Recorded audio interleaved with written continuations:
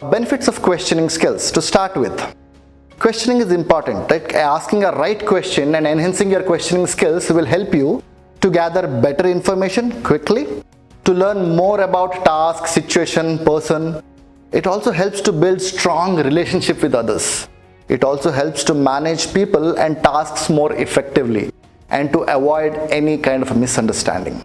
So the key questioning techniques, right? It is equally important to listen attentively as it is important to ask patiently, right? If you do not listen properly, an asking question which actually doesn't work. When you ask a question, it helps you to confirm your understanding of the person's words and also helps to clarify any doubts that you may have. That's important. You can use various types of questioning techniques to probe and gain further information about what the person wants to convey.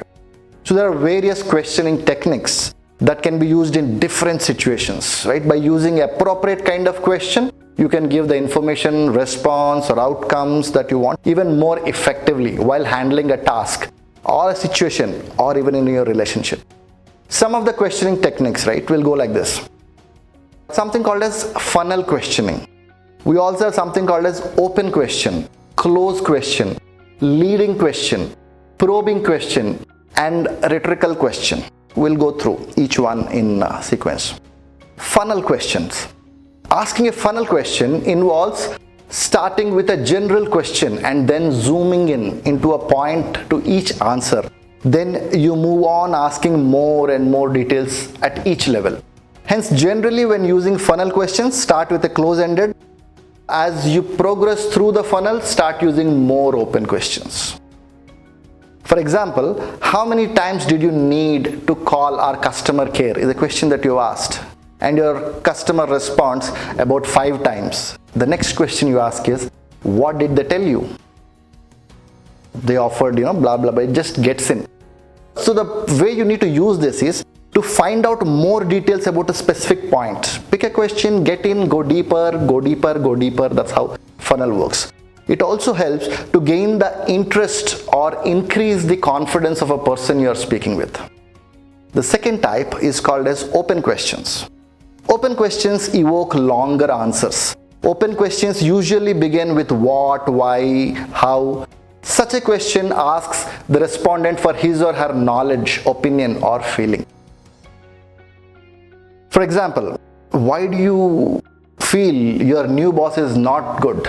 It opens up into a discussion, right? It helps to develop an open, frank conversation. It helps to find out more details about the situation, task, or a person. It also helps to learn about other person's opinion, feeling, or issue. The next type is called closed questions. Closed questions generally evoke a single word or a very short factual answers. When you want to know a fact about something, you should go for a closed question. Like, did you receive the product on time? So how do you use this?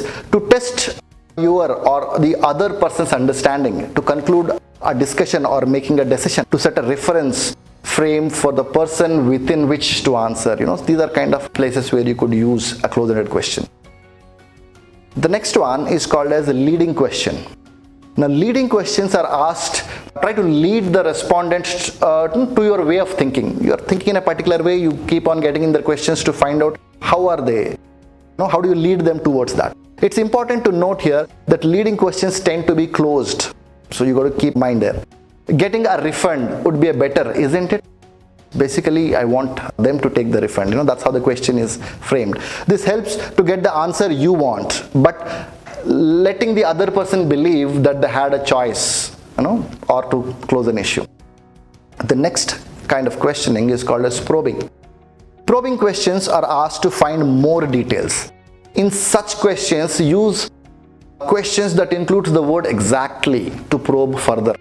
An effective way of probing is to use 5 whys method, WHY, which can help you quickly get to the root of the problem.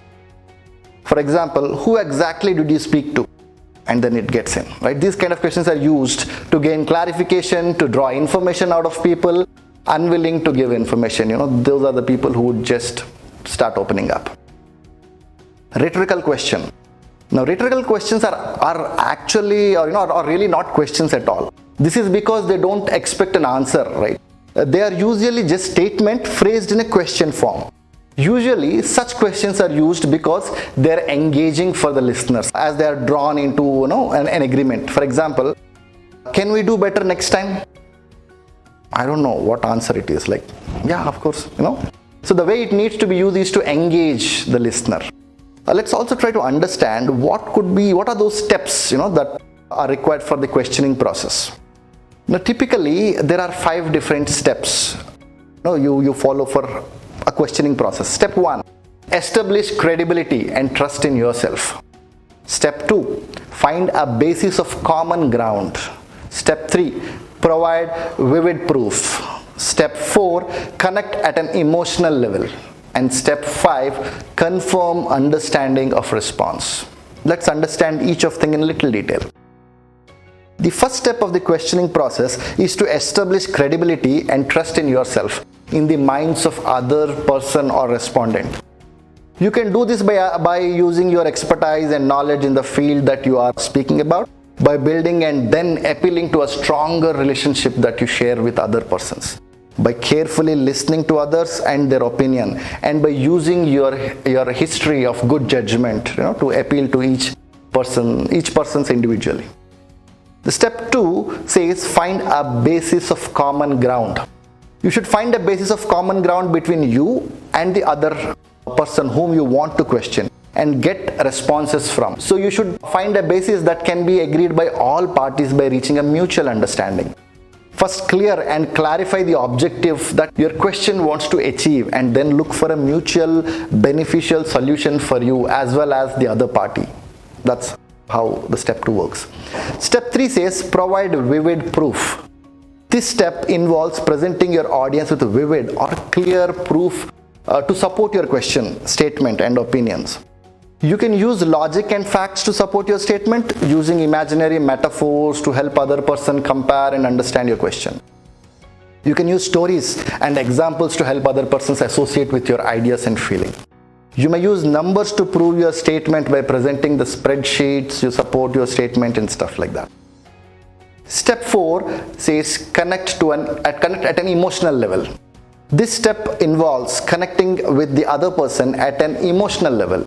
You should understand the tangents or the aspects of the person's personality. You should show empathy and your respect and their feeling about your opinions. You should show your commitment, your honesty and dedication in order to connect at an emotional level. You should have a high degree of self-awareness so that you can understand your own emotion as well as the other person's emotion. And step 5 says confirm understanding of response. The last step of questioning process is to confirm with the respondent the correct interpretation of responses given by him. You can do this by using paraphrasing the words, right? Like express your understanding of the response in your own words and even questioning them for further clarity on given response.